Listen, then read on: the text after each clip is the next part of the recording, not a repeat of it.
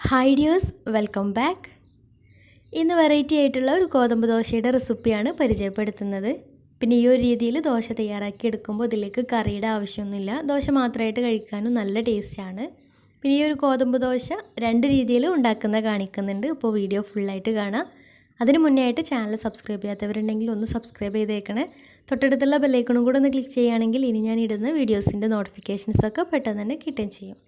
അപ്പോൾ ഈ ഒരു ദോശ തയ്യാറാക്കി എടുക്കാൻ വേണ്ടി ആദ്യം തന്നെ ഒരു ബൗളിലേക്ക് 1 കപ്പ് ഗോതമ്പ് പൊടി അല്ലെങ്കിൽ ആട്ടപ്പൊടി ചേർത്ത് കൊടുക്കാം. ഇനി ഇതിലേക്ക് പാകത്തിന് ഉപ്പും കൂടെ ചേർത്തിട്ട് നന്നായിട്ടൊന്ന് മിക്സാക്കി എടുക്കണം. ഇനി ഇതിലേക്കൊരു 1/4 കപ്പിന് താഴെയായിട്ട് തൈര് ചേർത്ത് കൊടുക്കുന്നുണ്ട്. അപ്പോൾ ഞാൻ എടുത്തിട്ടുള്ളത് പുളിയുള്ള തൈരാണ്. പുളിയില്ലാത്ത തൈര് ചേർക്കുകയാണെങ്കിൽ അതാണ് ഏറ്റവും നല്ലത്.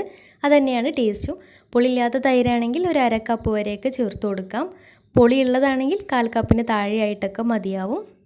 എന്നിട്ട് ഇതിലേക്ക് കുറച്ചായിട്ട് വെള്ളം ഒഴിച്ചിട്ട് ഒന്ന് ലൂസാക്കി എടുക്കണം. മാവ് ദോശയുടെ ഒരു പരുവത്തിൽ ലൂസാക്കി എടുക്കാം.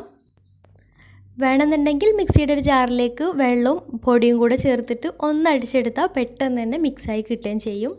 അപ്പോൾ ഈ ഒരു ലൂസിലാണ് മാവ് റെഡിയാക്കി എടുത്തിട്ടുള്ളത്. ഇനി കുറച്ച് സമയം ഒരു അരമണിക്കൂർ റെസ്റ്റ് ചെയ്യാൻ വേണ്ടി മാറ്റി വെക്കാം.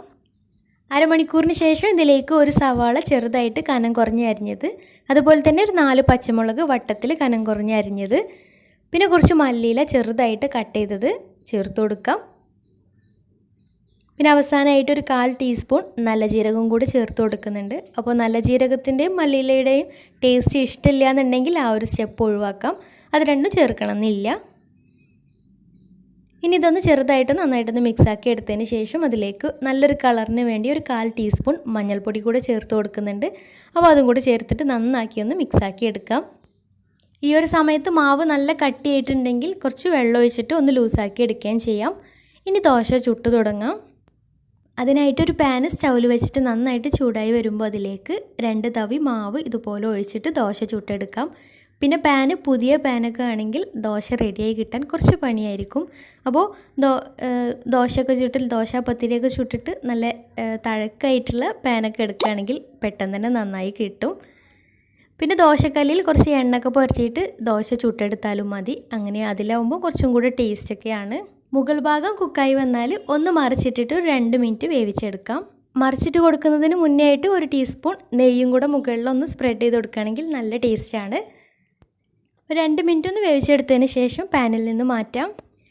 ഇനി ദോശ വേറൊരു രീതിയിൽ എങ്ങനെ ഉണ്ടാക്കിയെടുക്കുന്നത് നോക്കാം. ഈ ഒരു രീതിയിൽ ചെയ്തെടുക്കുമ്പോൾ ഇതിലേക്ക് തൈര് ചേർക്കുന്നില്ല.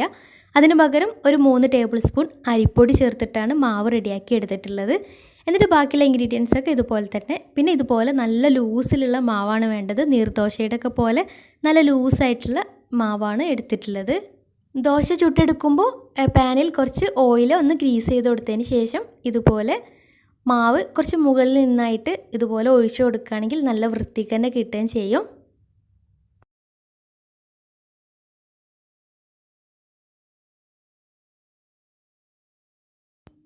ഈ ഒരു ദോശയ്ക്ക് നല്ല ലൂസായിട്ടുള്ള ബാറ്റർ തന്നെ വേണം, നീർദോശയുടെ പോലെ. അപ്പോൾ ഒന്ന് കട്ടിയായിട്ട് വന്നിട്ടുണ്ടെങ്കിൽ വെള്ളം ചേർത്തിട്ട് നന്നായിട്ടൊന്ന് ലൂസാക്കി എടുക്കണം. എന്നിട്ട് മാത്രം ചുട്ടെടുത്താൽ മതി. അപ്പോൾ തൈര് ചേർക്കുന്നത് ഇഷ്ടമില്ലാത്തവർക്ക് ഈ ഒരു രീതിയിലും ചെയ്തെടുക്കാം. അപ്പോൾ പുളിയില്ലാത്ത തൈര് ചേർക്കുമ്പോൾ നല്ല ടേസ്റ്റ് തന്നെയാണ് കേട്ടോ. പിന്നെ ചെറുതായിട്ട് പുളിയുള്ള തൈരാകുമ്പോൾ ദോശയ്ക്കും ചെറുതായിട്ടൊരു പുളി ഉണ്ടാവും. അപ്പോൾ ആ ഒരു ടേസ്റ്റ് എല്ലാവർക്കും ഇഷ്ടമായിക്കൊള്ളണമെന്നില്ല. എനിക്ക് പേഴ്സണലി 2 ദോശയും ഇഷ്ടമായിട്ടുണ്ട്. അപ്പോൾ എല്ലാവരും ഒന്ന് ഇതുപോലെ ട്രൈ ചെയ്ത് നോക്കുക. എന്നിട്ട് ഫീഡ്ബാക്സൊക്കെ ഒന്ന് താഴെ കമൻറ്റ് ബോക്സിൽ അറിയിക്കുക.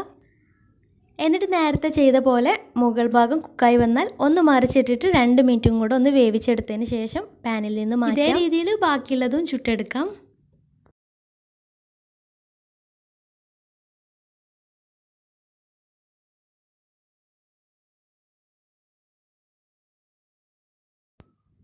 അപ്പോൾ ഇന്നത്തെ വീഡിയോ ഇഷ്ടമായെന്ന് വിചാരിക്കുന്നു. ഇഷ്ടമായെങ്കിൽ ലൈക്ക് ചെയ്യുക, ഫ്രണ്ട്സ് റിലേറ്റീവ്സിനൊക്കെ ഒന്ന് ഷെയർ ചെയ്യുകയും ചെയ്യുക. അപ്പോൾ നല്ല വീഡിയോസുമായി വീണ്ടും വരാം. അതുവരെ take care, bye. Thank U.